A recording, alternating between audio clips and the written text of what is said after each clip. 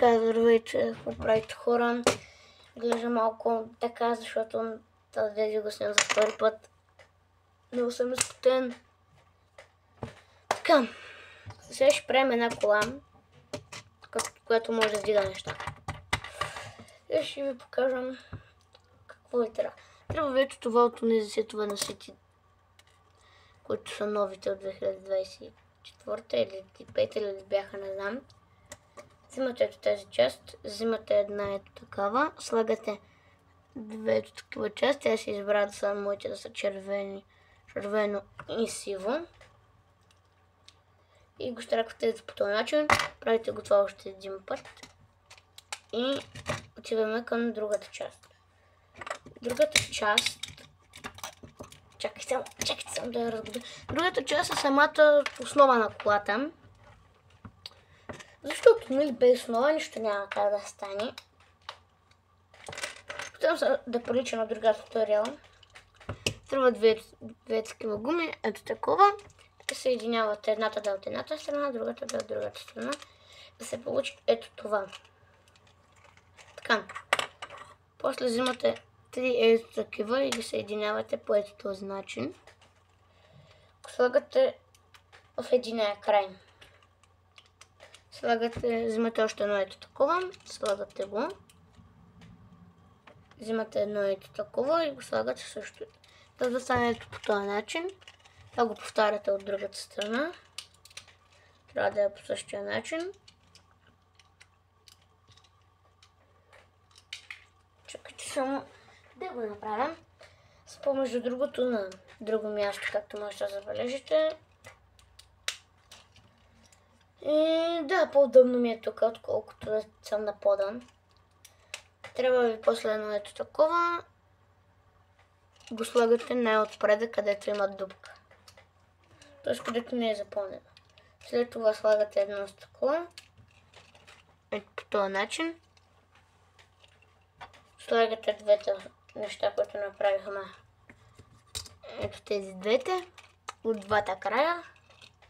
За да се запълни, да не слагаме много други части. И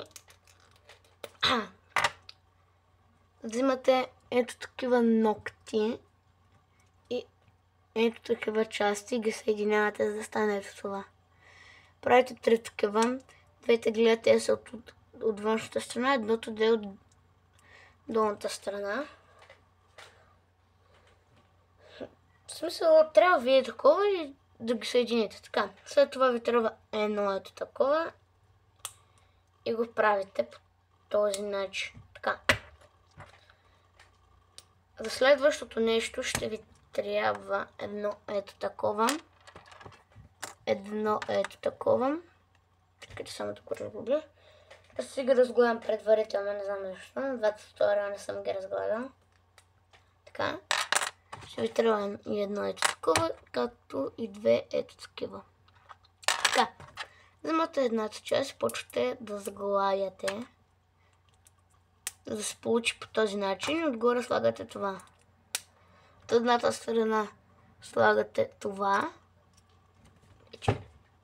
Къде отида?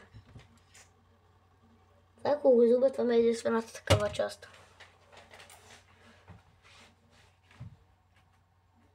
Аз верно май го изгубих. Егати.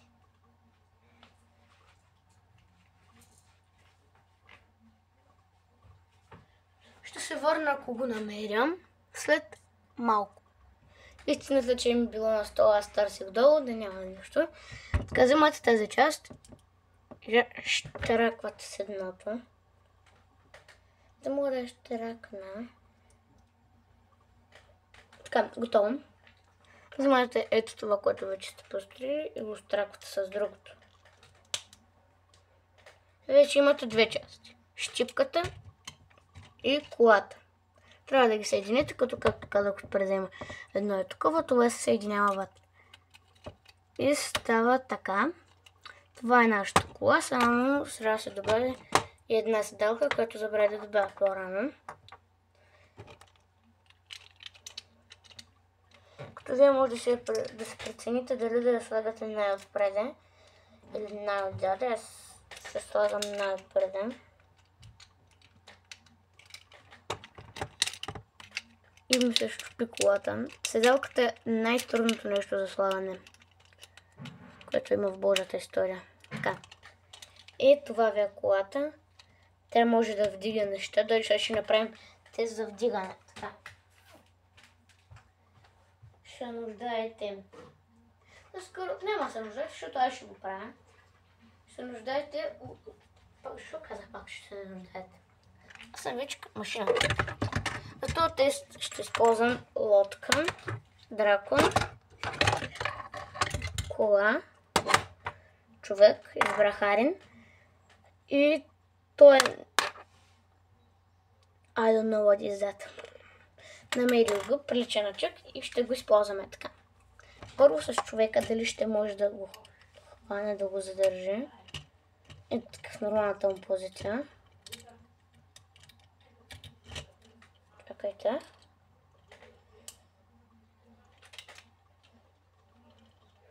Добре, как преди малко се задържа, сега не.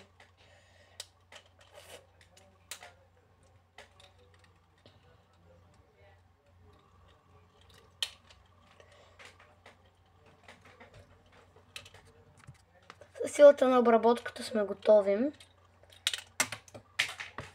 Чакай, Арин не е подходяща фигурка, ще взема Зейн. Зейн го държа много по-добре, защото Арин отдаде имаше някакви неща, даже не знам какво има отдаде. Това за мечовете, да. И за това държи по-добре Зейн, защото той няма такива неща. Това е един от сезон 2, затова няма. После идат това нещо. След това идва лодката. Чакайте, така да го сложа.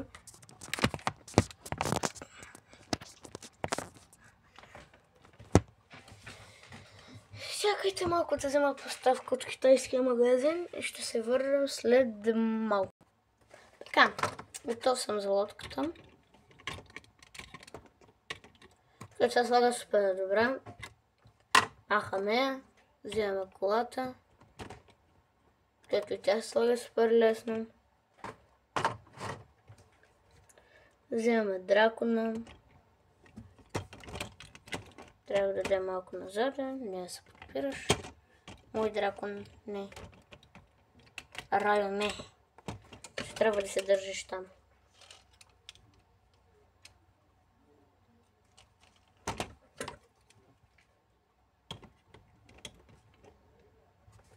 И готово, хора! Не знам дали ме виждате. Това е нашата количка. Успя да премине всичките предизвикателства. Сега трябва да се почитя бирото. Новото ми биро. Снимачата ми площадка. Какво правите още така? Видеото свърши. Да, чекайте. Чакайте да ви покажа финалния резултат на колата, нали? Супер яката. Последен тест. Вой дай се държи сама. Можете да видите. Опа! Да, колата може да се държи сама. Мога да покажа, защото съм пуснал компютъра на някоя реклама. И да, това беше от мене. Друго няма какво да гледате. Това е браклета. И браклета жени. Това беше от мене. Аре, чао. И разстоите много ли го, разбрахте ли ма? Аре. Ще направя някакво друго видео, в което ви обяснявам за морето, за така, но това ще от сега. Get out of here, bro.